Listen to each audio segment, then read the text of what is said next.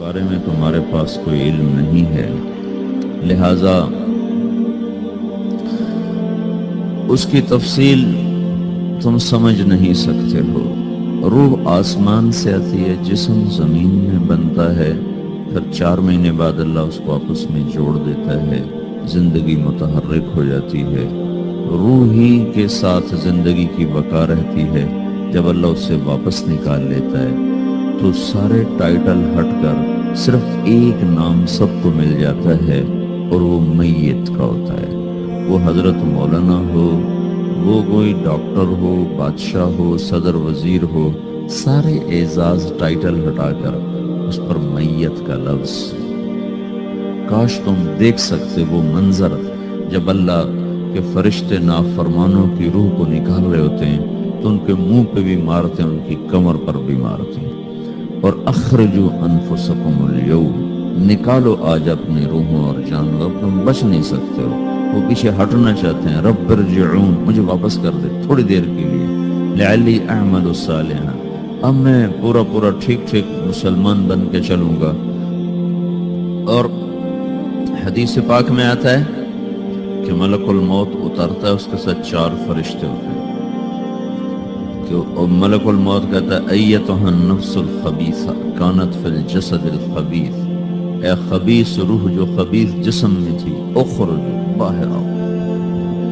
تو وہ حیران، پریشان، خوف زدہ، تو اس کے جواب میں اس کو ملک الموت کہتا ابشری ابشری بحمیم وغساق وآخر من شکلہ ازواج، تیار ہو جاؤ خوفناک عذاب کے لیے اور کھولتے پانیوں کے لیے، کانٹے دار جھاڑیوں کے لیے، اور بے شمار عذاب کی شکلوں کے لیے۔ تو اس کی روح کو جب کھینچتے ہیں تو رگ رگ سے وہ کٹ کے نکلتی ہے، تو سارا وجود زیر و زبر ہوتا ہے، سکرات کا درد ساری دنیا کے دردوں پر حاوی ہے۔ جب اس کی روح نکلتی ہے اور اس کو لے کر آسمان پر چلتے ہیں تو دروازے پر پہنچتے ہیں تو اندر سے فرشتے پوچھتے ہیں کون ہے؟ کہتے ہیں فلاں فلاں کا بیٹا ہے۔ کا نفس خبیثہ فی الجسد الخبیث، یہ تو وہی بدماش ہے جو بدماش جسم میں تھا، یہ وہ بدبخت روح ہے جو بدبخت جسم میں تھی، اس کے لیے آسمان کے دروازے نہیں کھل سکتے، اسے واپس کر دیا جائے۔ تو آسمان کے دروازے لا تفتح لهم ابواب السماء ولا يدخلون الجنة حتى يلج الجمل في سم الخياط، کہ ان کے لیے آسمان کے دروازے نہیں کھلیں گے اور ان کے لیے جنت کے دروازے نہیں کھلیں گے، پھر یہ وہاں سے نیچے گرائے جاتے ہیں جو اللہ کا قید خانہ ہے سجین۔ وما ادراک ما سجین کتاب مرقوم، وہ تمہیں خبر نہیں کہ وہ کیا خوفناک قید خانہ ہے جو اللہ تعالیٰ نے بنایا ہے، اسے وہاں دھکیل دیا جاتا ہے۔ پھر قیامت تک اس کے لیے انتظار کی گھڑیاں ہیں اور عذاب کی شدت ہے۔ اور جب کوئی نیک آدمی اللہ تعالیٰ کے دربار میں جانے کا اس کا وقت آتا ہے تو اس کے لیے بھی فرشتے آتے ہیں اور آ کر اس کو خوشخبری دیتے ہیں اور آ کر اس کو تسلی دیتے ہیں کہ آپ غم نہ کریں، پیچھے والے بھی آپ کو مل جائیں گے، آپ خوف نہ کریں، آگے ساری منزلیں آپ کے لیے آسان ہیں، آپ کے لیے جنت بھی تیار ہے، رب بھی مہربان ہے۔ اور حدیث پاک میں آتا ہے کہ ملک الموت اور 4 فرشتے آتے ہیں، وہ 4 فرشتے اس کو سہلاتے ہیں، دباتے ہیں کہ موت کا درد اسے محسوس نہ ہو، اور ملک الموت فرماتے ہیں ایتھا النفس الحمیدہ کانت فی الجسد الحمید اخرجی، اے نیک روح جو نیک جسم میں تھی باہر آؤ۔ کیا کرو؟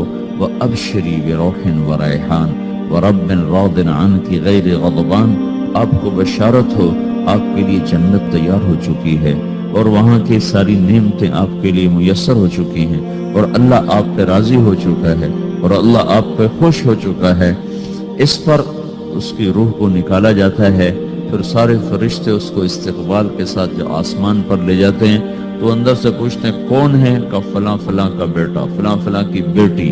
کہتے ہیں نفس حمیدہ فی جسد حمید، یہ تو نیک روح تھی جو نیک جسم میں تھی، مرحبا بہی، اس کو ہم سب استقبال اس کا کرتے ہیں، اور ایک دم آسمان کے دروازے کھلتے ہیں، پھر وہ پہلا، دوسرا، تیسرا، چوتھا سارے آسمان پار کرتا ہوا اللہ پاک کے عرش کے نیچے کے جا کر، مرد ہے یا عورت، وہاں جا کر سجدے میں سر رکھتا ہے اور اللہ تعالیٰ فرماتے ہیں ہاں اس نے ہمیں خوش کیا، ہم اسے خوش کریں گے۔ تو اس طرح میرے عزیزو یہ دو موتیں ہر انسان دیکھتا ہے، یا وہ جنت کے فرشتوں کا استقبال دیکھتا ہے یا جہنم کے فرشتوں کی مار اور پٹائی کو سہتا ہے۔ ہمارے علاقے کی بتا رہا ہوں، اپنے علاقے، ایک زمیندار مر گیا، اس کی قبر کھودی ساری بچھوؤں سے بھری، ایسے جیسے چیونٹیاں پھر رہی ہوتی، تو انہیں وہ بند کر کے دوسری کھودی، ساری بچھوؤں سے بھری، پھر وہ بند کر کے تیسری کھودی، ساری بچھوؤں سے بھری ہو۔ قبرستان میں اتنے بچھو کہاں سے آ جائے؟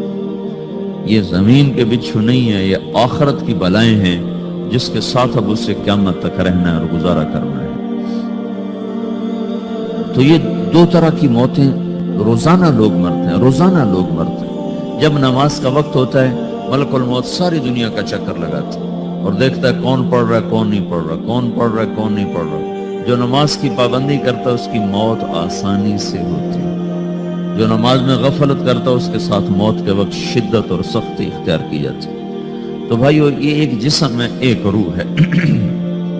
روح باقی رہنے والی چیز ہے، جسم مٹ جاتا ہے، پھر اللہ سے قیامت کے دن نیا جسم عطا فرمائے گا، ایک نیا جسم دیا جائے گا۔ روح وہی ہے جو اللہ کے خزانوں میں جمع ہو جاتی ہے، نافرمان کی سیاہ کالی روح ہوتی ہے، فرما بردار کی روشن چمکدار روح۔